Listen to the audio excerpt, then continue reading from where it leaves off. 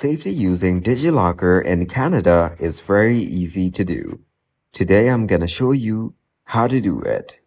Opt for well-established and reputable platforms that prioritize data security and have a track record of adhering to privacy regulations.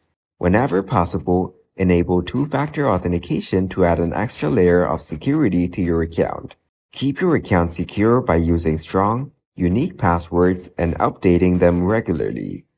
Understand and configure the privacy settings according to your preferences.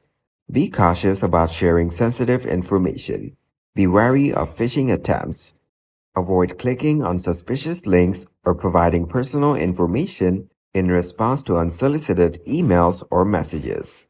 Regularly review your account activity to identify any unauthorized access or suspicious activities. Familiarize yourself with the terms and conditions of the platform, including how they handle and protect your data.